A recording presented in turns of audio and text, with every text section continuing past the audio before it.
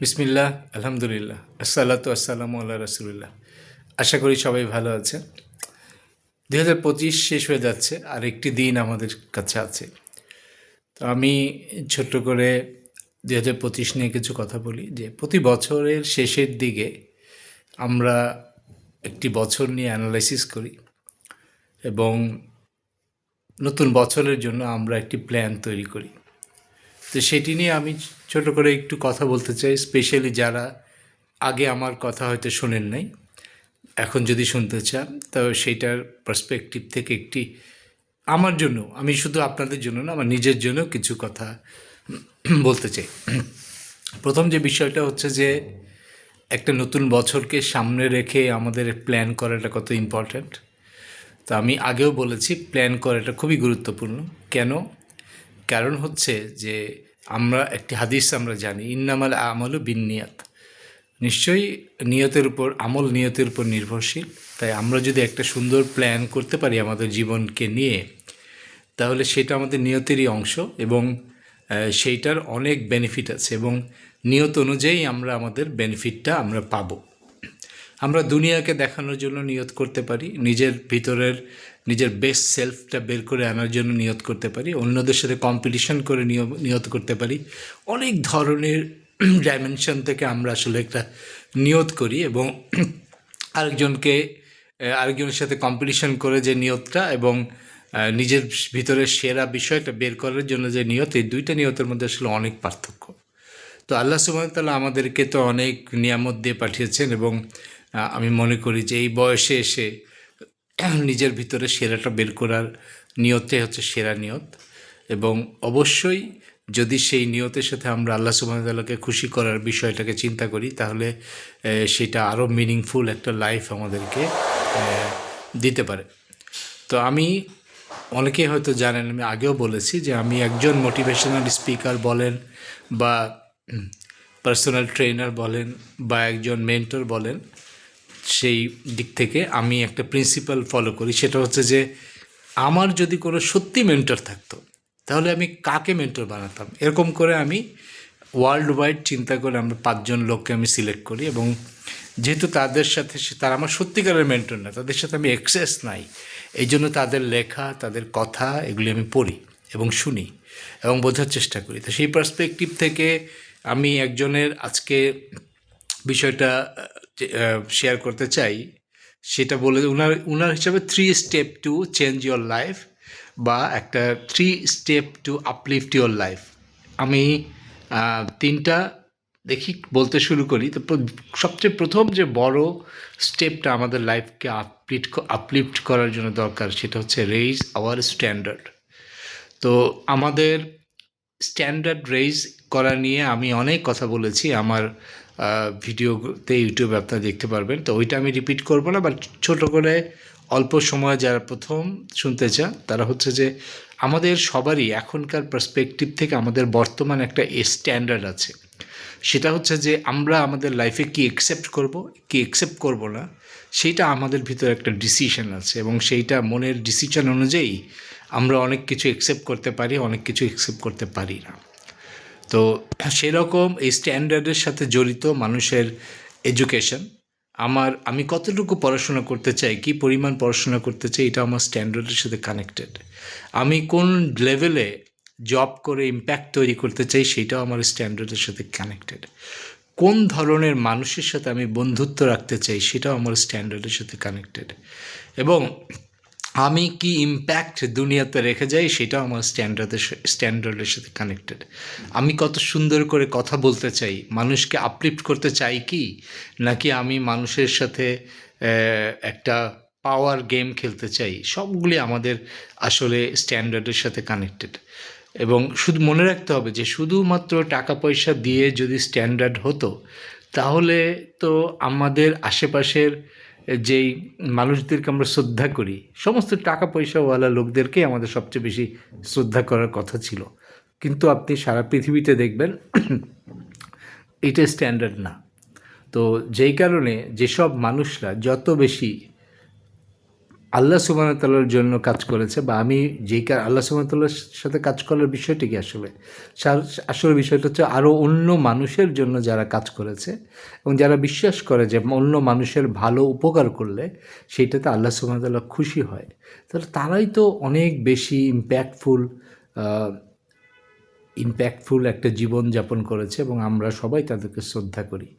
এবং শুধুমাত্র নিজের ব্যক্তিগত স্বার্থপরের মতো বেঁচে থাকে যারা, তাদেরকে মানুষ হয়তো খারাপ নাও বলতে পারে, কিন্তু তাদেরকে অতটা শ্রদ্ধা তাদের প্রতি আসে না। তো যেই কারণে আমি যেটা বলছি যে যে কথাটা বলার জন্য একটা বিষয় যে শুধুমাত্র কি একটা জীবনের বড় লক্ষ্য তৈরি করলেই কি আসলে জীবনটা পাওয়া যায়? না। আমার যে কম্পাস যে ভিডিওটি আছে এটি আপনারা দেখবেন যে একটা বড় লক্ষ্যর সাথে আরও অনেকগুলো, আরও 6টি বিষয়, আরও 5টি এক্সট্রা বিষয় চলে আসে। তো আমি যেই মূল কথাটা বলার জন্য এসেছি সেটা হচ্ছে যে জীবনে যদি আমরা অনেক বড় কিছু করতে চাই, অবশ্যই মিনিমাম 3টি বিষয় আমাদেরকে লক্ষ্যের সাথে করে যেতে হয়। সেই 3টি বিষয় হচ্ছে যে আমরা যদি একটা উচ্চতর জীবনের গোল অর্জন করতে চাই, তাহলে আমাদেরকে অ্যাটলিস্ট 5x কাজ করার চিন্তা করতে হয়। 5x মানে 5 গুণ কাজ করার চিন্তা করতে হয়। আপনি জেনারেলি যেই কাজ করবেন, তো সেখান থেকে 5 গুণ কাজ করতে হবে। এখন আমি গ্যারান্টি দিয়ে বলতে পারি যে অলমোস্ট এভরিওয়ান, প্রত্যেকেই ডাবল কাজ তো ইজিলি করতে পারবেন যদি আপনি এমনিতে করেন। আর আপনি যদি প্রোডাক্টিভ হন, তাহলে আপনার ডাবল কাজটাই ওখান থেকেই আপনি 5x প্রোডাক্টিভিটি ক্রিয়েট করতে পারবেন, শুধুমাত্র যদি আপনি প্রায়োরিটি সিলেকশনটা রাইটভাবে করতে পারেন। আর 10x যদি করতে চান, তাহলে আপনাকে 80-20 প্রিন্সিপাল শিখতে হবে। তাহলে আমি ওই আর্জেন্ট অ্যান্ড ইম্পর্টেন্ট পার্সপেক্টিভ থেকে আর 80-20 প্রিন্সিপাল থেকে আমরা আসলে 10x পর্যন্ত এফোর্টকে এনহ্যান্স করতে পারি উইথ অল প্রোডাক্টিভ টুলস। তাহলে প্রথম এলিমেন্ট হচ্ছে যে আমাদের জীবনের বড় লক্ষ্য তৈরি করতে গেলে আমাদেরকে এই 5-10x এফোর্ট আমাদেরকে দিতে হবে। সেকেন্ড যে স্টেপটা হচ্ছে যে আমরা অনেক সময় আমাদের এফোর্টের ডিরেকশনটা ভুল থাকে, এটাকে স্ট্র্যাটেজিগত ভুল থাকে। আমরা কিছু ভুল বিষয় এফোর্ট দিতে থাকি যেগুলি আমাদের জন্য কাজ করে না, আমাদের জন্য উইনিং নিয়ে আসে না। তো সেই রকম বা আমাদের ভিতরে অনেক সময় অনেক নেগেটিভ বিহেভিয়ার হোক, এটা আমাদের ভিতরে থাকে অথবা চিন্তা ভাবনার কারণে এবং আমাদের অ্যাপ্রোচগত কারণে আমরা যেগুলি আমাদের জন্য পজিটিভ জিনিস নিয়ে আসে না।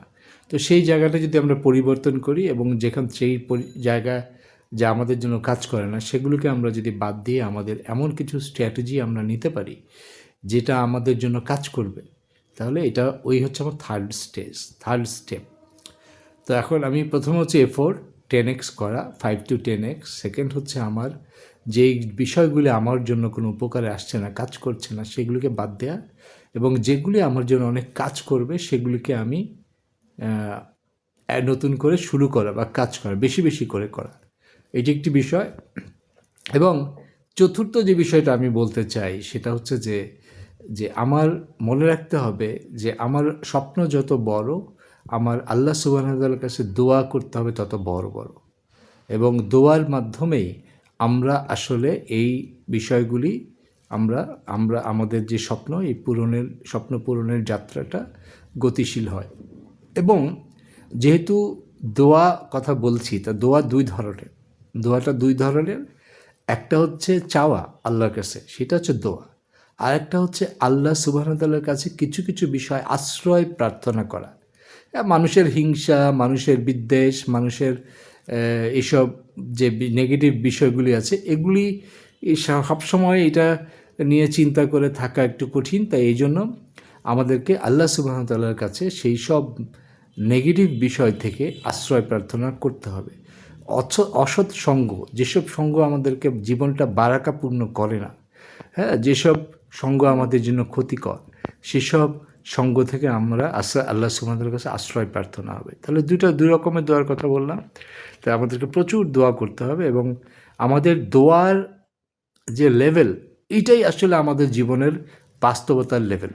এবং দোয়া করার জন্য যেসব প্রস্তুতি আমাদের দরকার, সেই প্রস্তুতিগুলো আমাদেরকে নিতে হবে। দোয়া করার জন্য আমাদেরকে গুনাহ ছেড়ে দিতে হবে।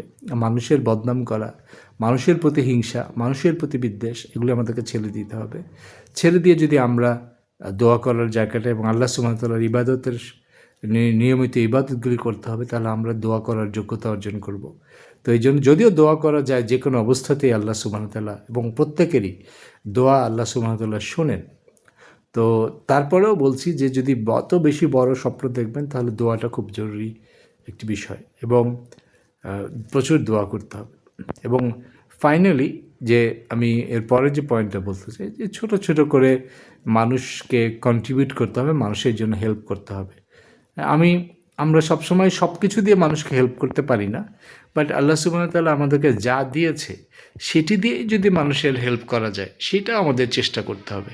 এই যে আমি কথা বলি, এই কথা বলির একটাই উদ্দেশ্য, সেটা হচ্ছে মানুষের যদি কোনো কাজে লাগে।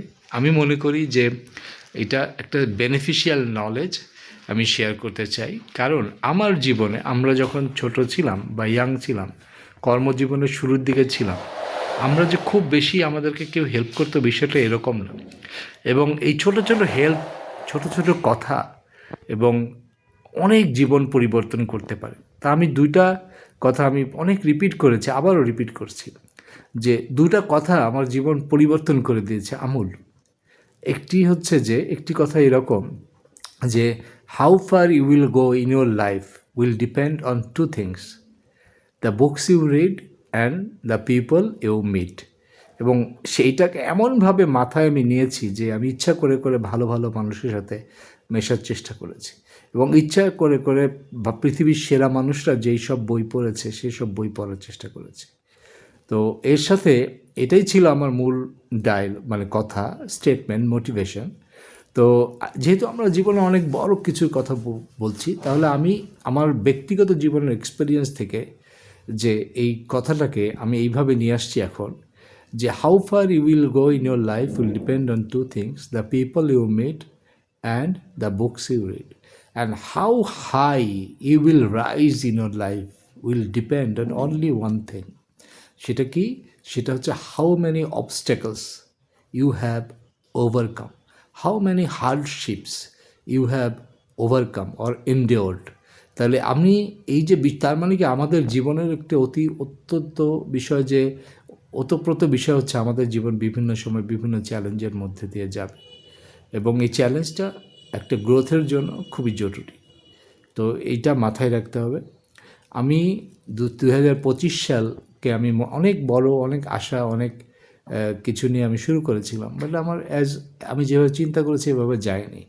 হয়তো এই সময় কিছু কিছু সময় জীবনে আসে যখন মানুষের টিকে থাকা, ভেসে থাকাটাই সবচেয়ে গুরুত্বপূর্ণ। তো এইটা মাথায় রাখতে হবে যে সব কিছু আমাদের প্ল্যান অনুযায়ী হবে না, কিন্তু অবশ্যই আল্লাহ সুবহানাহু ওয়া তাআলার প্রতি ট্রাস্ট রাখতে হবে, এবং উনি হচ্ছে সবচেয়ে উত্তম পরিকল্পনাকারী। তো এই বলেই আজকের মতো এখানে শেষ করতে চাই। ইনশাল্লাহ আমি আবার এই বছরে আরেকটা ভিডিও যদি করতে পারি করব, আর আদারওয়াইজ ইনশাল্লাহ নেক্সট ইয়ারে আমরা আবার কথা বলবো। তো আজকে পর্যন্ত রাখতে চাই। সবার কাছে অনেক দোয়া চাই যেন এই এই সময়গুলোতে আমরা অ্যাটলিস্ট ভেসে থাকতে পারি। তো আনটিল নেক্সট টাইম সবাই ভালো থাকবেন। সুবহানাল্লাহি ওয়া বিহামদিহি আশহাদু আল্লা ইলাহা ইল্লা আনতা আস্তাগফিরুকা ওয়া আতুবু ইলাইক। আসসালাতু ওয়াসসালামু আলা রাসূলিল্লাহ। আসসালামু আলাইকুম ওয়া রাহমাতুল্লাহি ওয়া বারাকাতুহু।